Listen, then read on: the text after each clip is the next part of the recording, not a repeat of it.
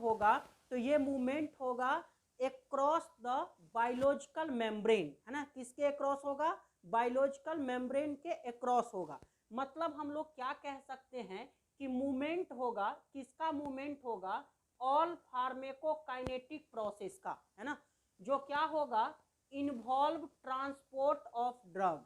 अब ये फार्मेकोकाइनेटिक प्रोसेस क्या हो सकता है, तो एक तो होगा एब्जॉर्प्शन, दूसरा होगा डिस्ट्रीब्यूशन, तीसरा होगा मेटाबॉलिज्म और चौथा क्या होगा, एक्सक्रीशन।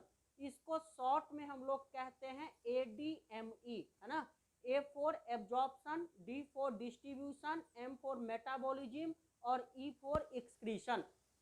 तो ये जितना भी फार्मेकोकाइनेटिक प्रोसेस है इसका क्या होगा, यहाँ पर ट्रांसपोर्ट होगा।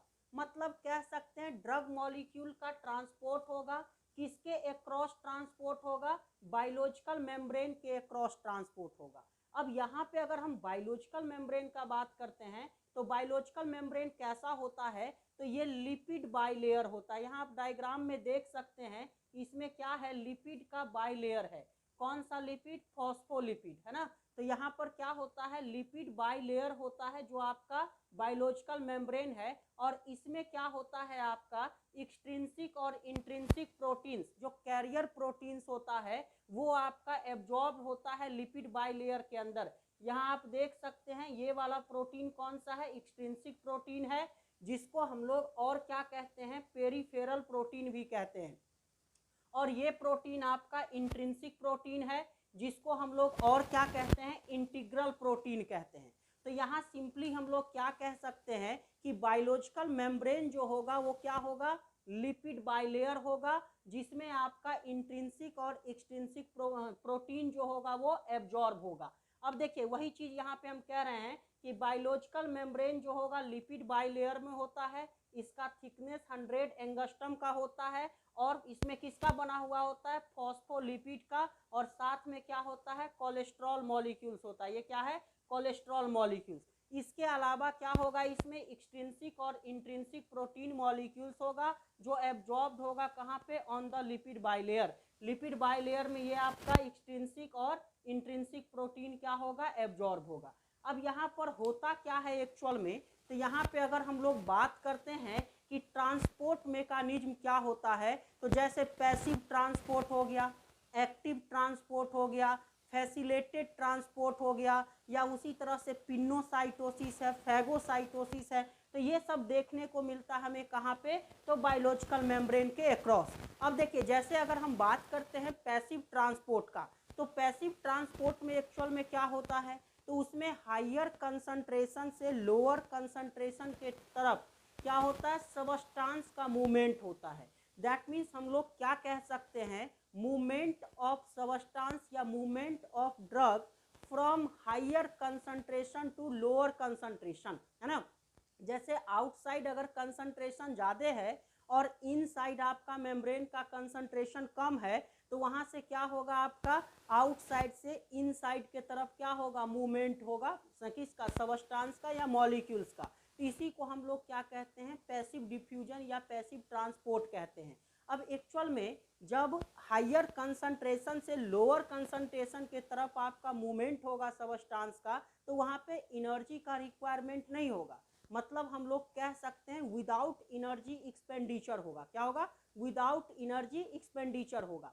वही चीज अगर हम एक्टिव ट्रांसपोर्ट का बात करते हैं, तो एक्टिव ट्रांसपोर्ट में क्या होता है, आपका lower concentration to higher concentration movement होता है, तो वहां पे हमें एनर्जी का रिक्वायरमेंट होता है। दैट मीन्स हम कह सकते हैं कि एक्टिव ट्रांसपोर्ट जो होगा वो क्या होगा, transport of molecules from low concentration to higher concentration, lower concentration to higher concentration with energy expenditure. क्या कह सकते हैं, विथ एनर्जी एक्सपेंडिचर बोल सकते हैं। उसी तरह से जैसे फैसिलिटेटेड अगर होगा, है ना, तो फैसिलिटेटेड में क्या होता है, एक चीज यहाँ पर ध्यान दीजिएगा कि जैसे हमारा लिपिड बाइलेयर है, तो जो लिपिड सॉल्युबल ड्रग होगा, तो लिपिड सॉल्युबल ड्रग तो आसानी से मूव कर जाएगा लिपिड बाइलेयर को।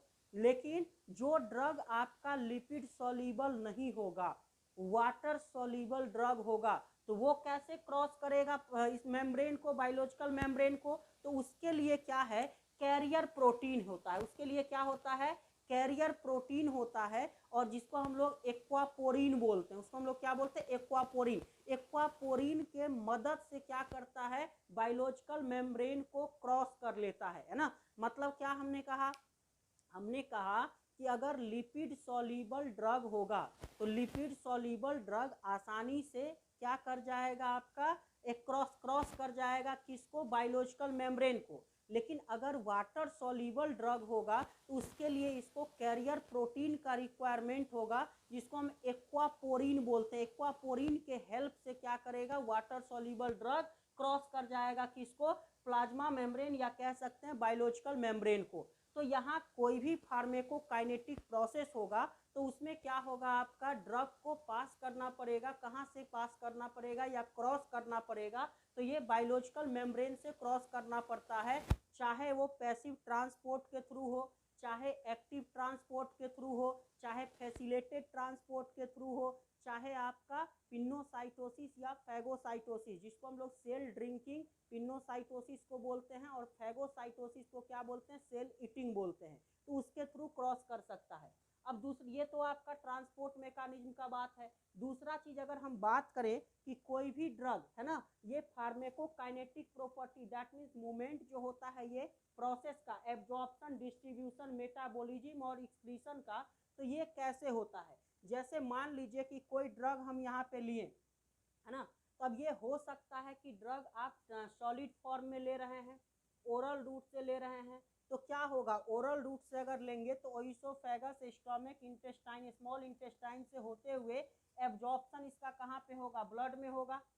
या अगर हम पेरेंट्रल रूट चूज कर रहे हैं तो पेरेंट्रल रूट चूज करेंगे तो क्या होगा, ड्रग डायरेक्टली आपका ब्लड स्ट्रीम में जाएगा, मतलब एब्जॉर्प्शन इसका डायरेक्टली कहाँ होगा, ब्लड में होगा। या हम कह सकते हैं कोई ड्रग मॉलिक्यूल से रिलीज होगा सॉल्यूशन में, फिर इसका एब्जॉर्प्शन होगा कहाँ, ब्लड में। अब जब ब्लड में इसका एब्जॉर्प्शन होगा तो यहाँ दो केस हो सकता है। एक हो सकता है कि ड्रग मॉलिक्यूल्स फ्री हो, तो ड्रग मॉलिक्यूल्स अगर फ्री होगा तो डायरेक्ट एक्शन देगा।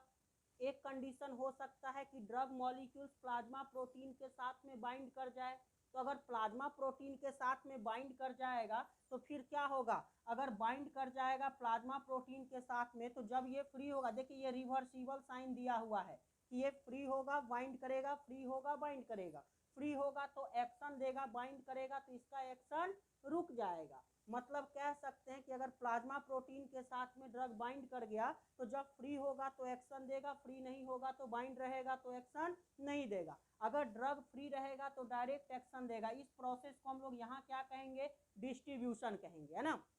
अब क्या होगा, एक तो एब्जॉर्प्शन हो गया, दूसरा डिस्ट्रीब्यूशन ड्रग का हो गया, मतलब कहने का एक्शन यहाँ पे ड्रग दिया।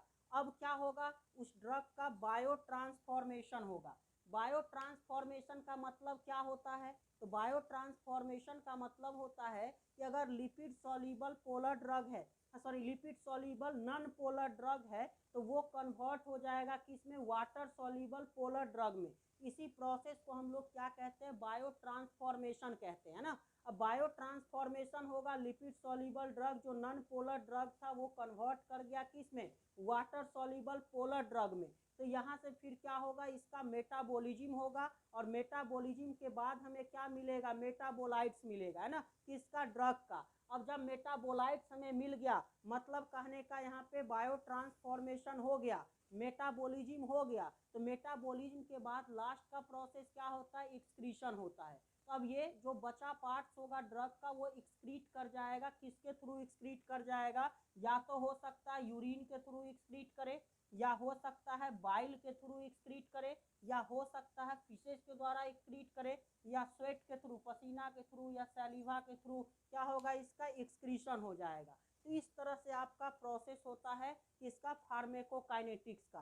क्या क्या हुआ आपका, जैसे एक एब्जॉर्प्शन हुआ, दूसरा डिस्ट्रीब्यूशन होगा, तीसरा मेटाबॉलिज्म होगा, और चौथा एक्सक्रीशन होगा। इसी को शॉर्ट में हम लोग क्या कहते हैं, ADME बोलते हैं ना, एब्जॉर्प्शन, डिस्ट्रीब्यूशन, मेटाबॉलिज्म और एक्सक्रीशन। फार्मेकोकाइनेटिक्स का सिंपल मतलब होता है कि आपका बॉडी ड्रग के लिए क्या कर रहा है ना, फार्मेकोडायनेमिक्स में हमने देखा था कि ड्रग आपके बॉडी के लिए क्या कर रहा है, और फार्मेकोकाइनेटिक्स में क्या होता है आपका बॉडी ड्रग के लिए क्या कर रहा है।